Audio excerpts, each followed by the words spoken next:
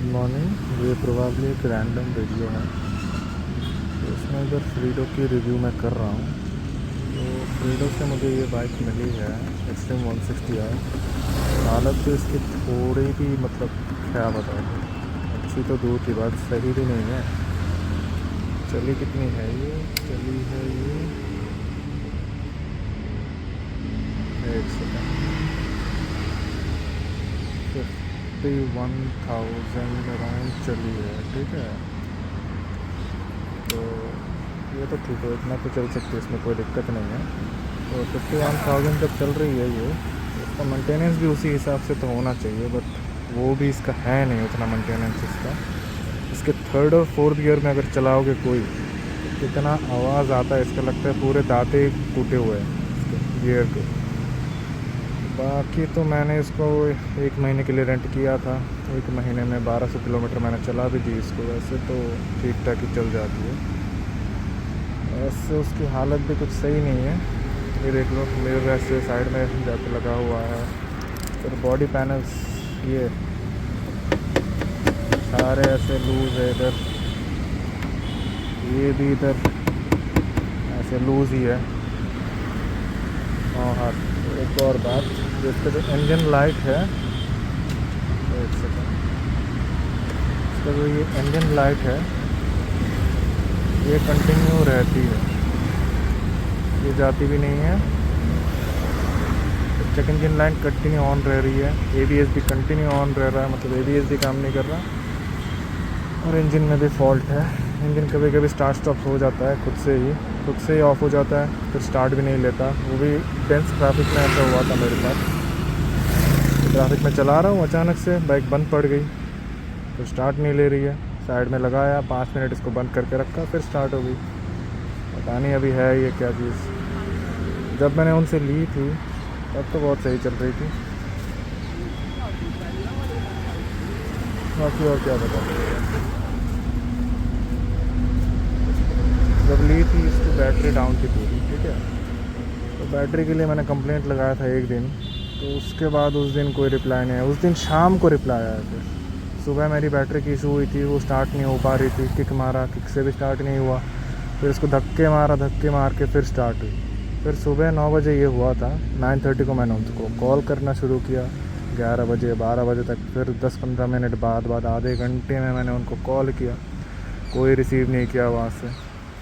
फिर जाके शाम के 3 या 3:30 को उन्होंने कॉल बैक किया मेरे को। फिर उन्होंने बोला कि अगले दिन टेक्नीशियन भेज देंगे वो लोग, अगले दिन।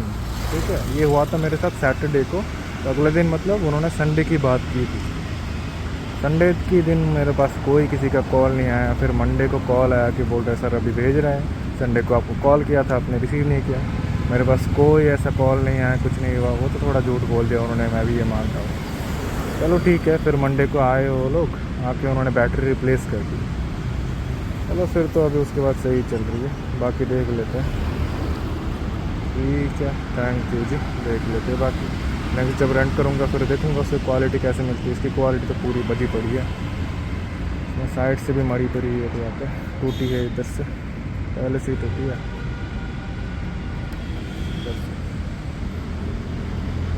बाकी तो पेंट उड़ा हुआ है, चलो फिर भी मान सकते हैं 50,000 चली हुई बाइक है ये। ठीक है सर, देखते हैं इसको, चला।